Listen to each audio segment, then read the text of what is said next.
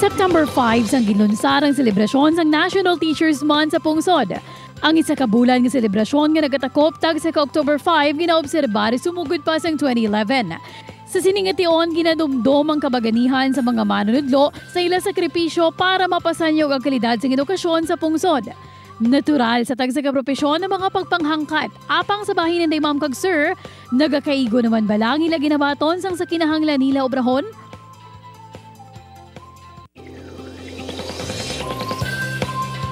Wala untat galing ang problema, no? Mga puso, this morning sa selebrasyon sa National Teachers Month, sitwasyon sang aton mga ma'am kag sir sa Bacolod City ug Negros Occidental, pulsuhan ta.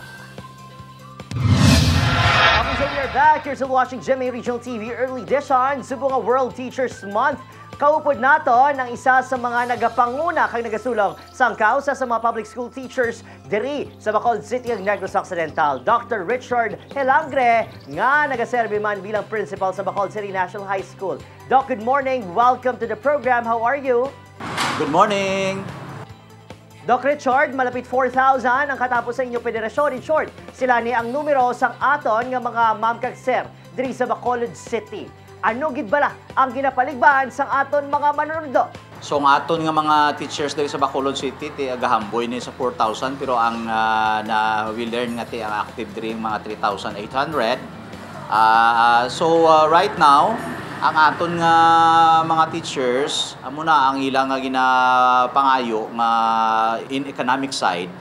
There should be salary upgrading, no? So ginapangayo naton subong nga salary increase ang aton mga teachers is 50,000 pesos sa salary grade 11 nga teacher 1. Okay. And then sa aton mga personnel, 33,000 pesos ang non-teaching personnel. So initial, disiling mo do kadako kung tanawon mo at the first glance. Okay. Pero ti amo maningid pangako sa una ni President Digong Duterte nga i-double ang salary.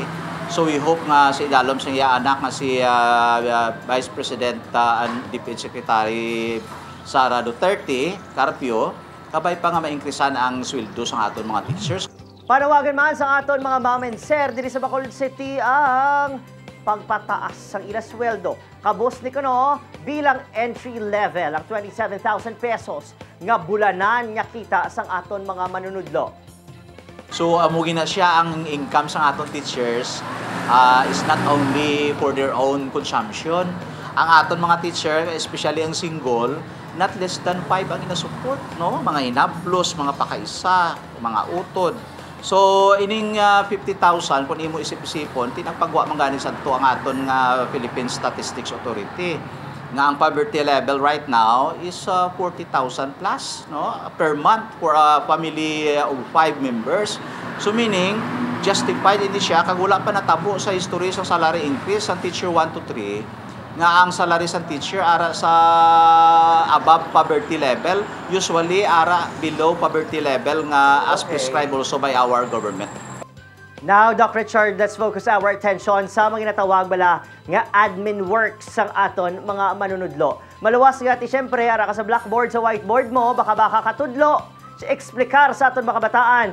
On the side, damo ka man i-accomplish nga mga papeles, reports, tambak-tambak ka ulibrahon. Sa isa ka seminar sa mga principal nga ginatinan naton dito sa Bigan, Ilocosur, gin-admit man sa DepEd nga ang ancillary assignment nga ginatag sa mga teachers not less than 50. So right now, nagapangayo kita tani nga non-teaching personnel idugangan. We learn from the news nga daw mga 7,000 ang i-recruit sa DepEd. Ugaling kay we learn nga ang schools all over Philippines do mga 47,000 kung hindi kita kung hindi kita magsala. So meaning 7,000 lang ang recruitment. We do not know how they will divide the 7,000 non-teaching personnel to help our teachers in their other non-teaching related works. No? Yes. And lastly, Dr. Helangre, anong imo mensahe sa aton mga pinalangga nga mga ma'am kag sir as we celebrate your passion, your dedication, your love for the craft? Go ahead. So sa aton nga mga teachers, kung pwede mabutang nyo sa inyo wall nga kinanglano na ginaton ang salary increase, no? So we will support. Kaya we will learn nga there is 16 billion pesos nga nakabinbin sa Department of Budget and Management for salary. Why mabutang alin kung salary increase or salary upgrading? So kinahanglan naton nga ipaibalo magahod nga para mabalaan sa national government nga ang aton economic condition right now is too much already.